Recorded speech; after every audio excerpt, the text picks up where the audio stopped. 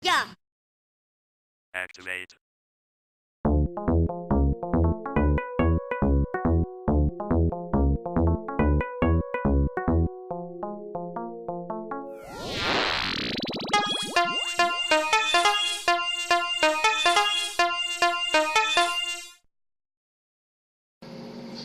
Hello my friends, thank you for joining me.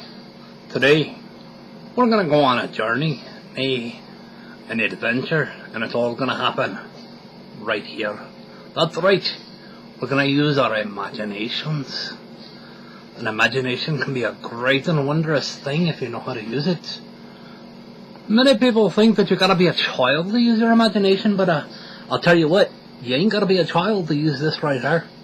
You just gotta know how to use it. Tap into it, as they say.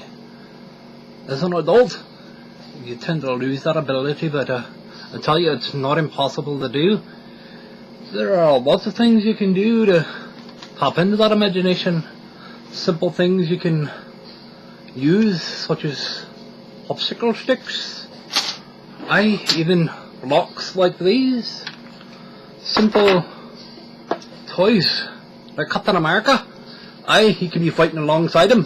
Captain America here. See what I tell you? All you gotta do is use your imagination, and the world can be yours. You can even do something really amazing with something like breakfast cereal. That's right, Fruit Loops. I know you think I'm a bit of a Fruit Loop myself, but I tell you, there's a lot of things you can do, and you'll see it as the show goes on. I promise you.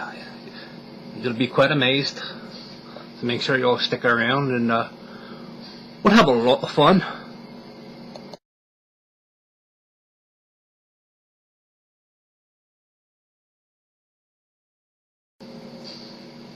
Gotta tell you, my friends, going on an adventure like this with using your imagination never tasted so good.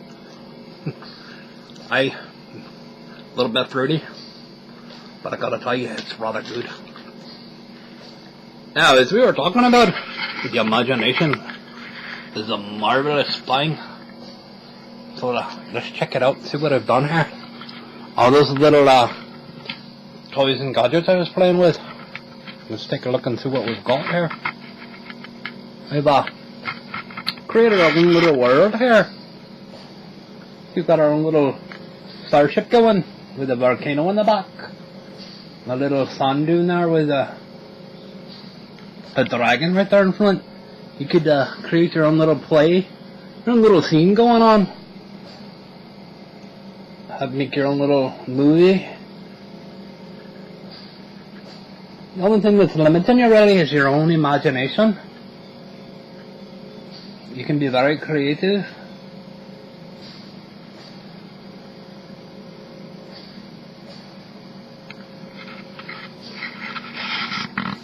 Just gotta remember, my friends, all it takes is this right here.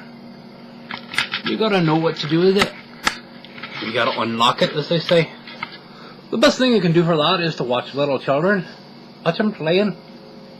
Watch them with their imaginary friends, if you will. I'm sure you remember what that was like as a kid. Talking with your imaginary friends. When all else seems down and out, and you got no one to play with. You had imaginary friends that you talk to. I do that every once in a while. Don't I, Skippy? Yeah, no, shh, not now. See, tell you gotta use your imagination. That's what gets you by on those damp times and those dreary times like today. It's all rainy and nasty outside.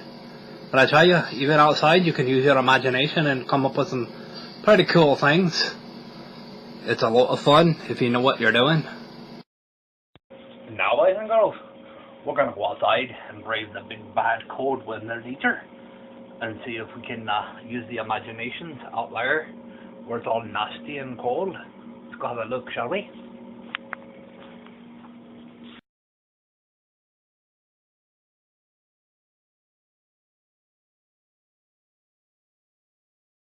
Here we are, my friends, outside in a beautiful, well, okay, maybe it's not quite beautiful out, but kind of cloudy, nasty, a little bit rainy, but with a little bit of an imagination, it can be quite nice, quite lovely actually.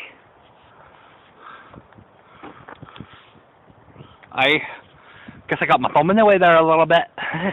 Oh well, gotta use your imagination a little bit, and it could be anything. See how them. Now, if you're just taking a look at them clouds up there in the sky, you could make out all kinds of shapes and patterns, usually. Right now, they're all kind of condensed together, real thick and hard. But with a really great imagination, you can do wonders. You can also pretend you're just about anywhere on a beach, playing in the sand, making sandcastles. Who knows? The sky's the limit, really.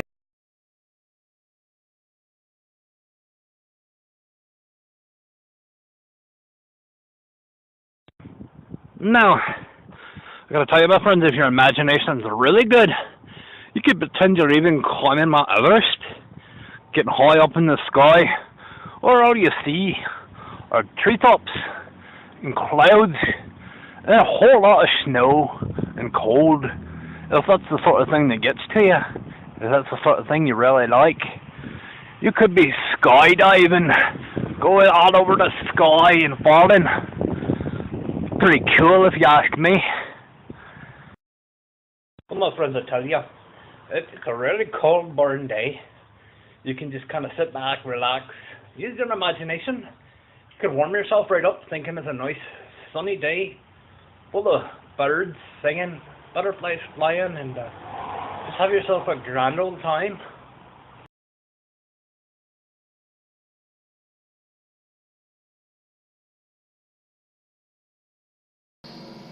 And so, my friends, now that we've made it back inside where it's nice and warm and snuggly, take a minute and think about all the other ways that you can use your imagination. One of the best ways is to curl up with a good book. Aye, that's the best way you can do it. How, you ask? Well, if you're curling up with something like, say, Harry Potter, you can sit there and you can read, and you can not really comprehend. Or you can sit there and you can read and you can picture in your mind that you're one of them, waving around your wand, flying on your broomsticks, and making things happen. You can picture them in your mind. You can escape to the world of Percy Jackson, The Lightning Thief. Aye, that's a good book as well. For the younger generation, but I prefer this one too. It's a really good book. Or perhaps if you're into more of the scary stories and stuff like that, Dean Koontz, or perhaps some Stephen King. There are really good books as well. And I know this is wasn't it nutty a lot of you like, but I kind of find it's one of my personal all-time favorites, Twilight.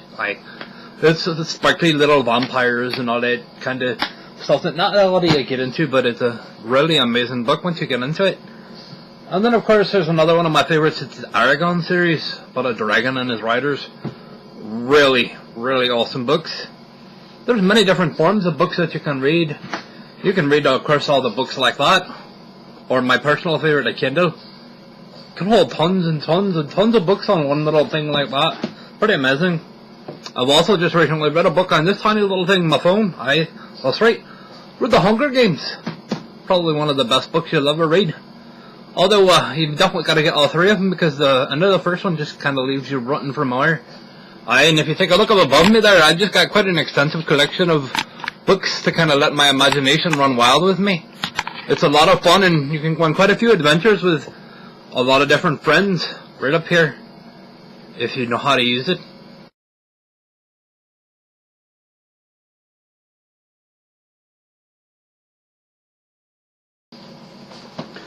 Now, my friends, one of the last things I'd like to talk about when it comes to using your imagination might not be so much about using your imagination when you're doing it, but when you're making it, for the people that actually make them anyways, movies. I guess you can use your imagination when you're watching them, pretending you're right there with them, but it takes a lot of imagination just to make one. Some of my favorites, Wolverine. He's gotta be the all-time greatest X-Men of them all. You got movies for all you sci-fi nuts out there, like Serenity. It's a good movie. I'd recommend it to anyone. And of course, for the gamers out there, you got Scott Pilgrim versus the World.